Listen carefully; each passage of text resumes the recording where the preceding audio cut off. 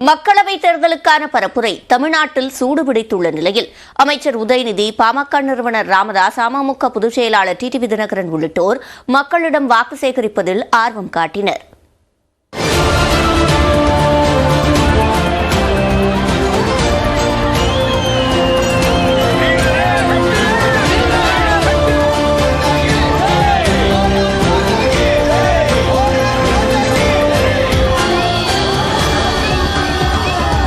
திண்டுக்கல் மணிக்கூண்டு பகுதியில் Marxist communist கட்சி வேட்பாளர் சச்சிதானந்தத்தை ஆதரித்து பரப்புரை மேற்கொண்ட உதயநிதி, கொரோனா காலகட்டத்தில் பிரதமர் மோடி கூறிய அறிவுரைகளை நையாண்டி செய்தார். ஒரு நாள் என்ன பண்ணாரு, திடீர்னு எல்லாரும் வீட்டுக்கு வெளில வாங்க, மெழுகுவத்தி வச்சுக்கோங்க, கையில் தட்டு வச்சுக்கோங்க, ஒலி எழுப்புங்க, அதை பார்த்து கோவிட் பயந்து போய் ஓடி போயிடும் சொன்னாரா இல்லையாமா?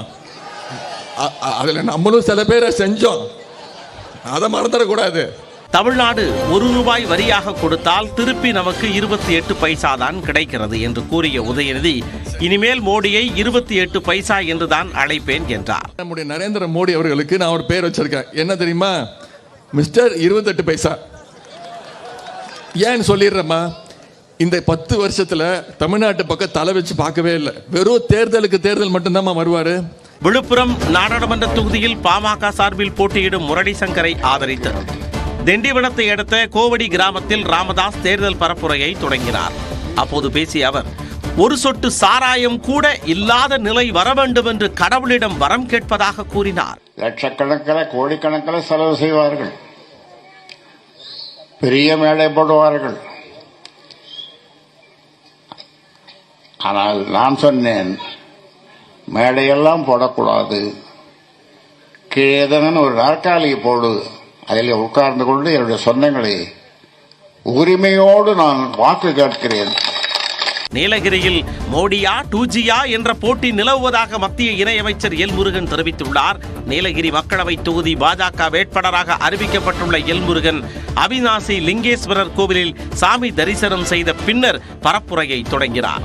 பின்னர் செய்தியாளர்களை சந்தித்த எல் முருகன், ஆர் ராசாவின் 2G வழக்கை மீண்டும் சிபிஐ விசாரணை நடத்த நீதிமன்றம் அனுமதி தந்தது திமுகவுக்கு பின்னடைவு என்றும் கூறினார். மக்கள் தர்மத்தை எதிர்பார்க்கிறார்கள், மக்கள் அதர்மத்தை வெறுக்கிறார்கள். இன்றைக்கு மோடிஜியா 2Gயா என்ற சூழல் இங்கு இருந்து கொண்டிருக்கிறது.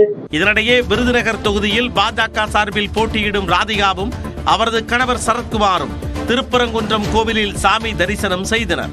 பின்னர் நியூஸ் 18 தமிழ்நாட்டிற்கு பேட்டியளித்த சரத்குமார், சூரிய வம்சம் படத்தில் கதாநாயகி தேவயானியை கலெக்டர் ஆக்கியது போல தனது மனைவி ராதிகாவையும் MP ஆக்குவேன் என மகிழ்ச்சியுடன் தெரிவித்தார்.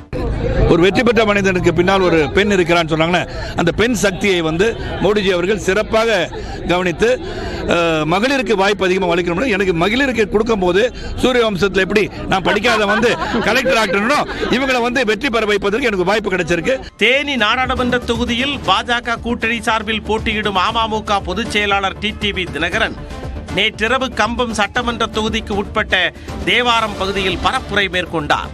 அப்போது பேசிய அவர், பிரதமர் வேட்பாளரே யார் என்று தெரியாத இந்தியா கூட்டணி தலையில்லாத முண்டம் என கூறி விமர்சனம் செய்தார்.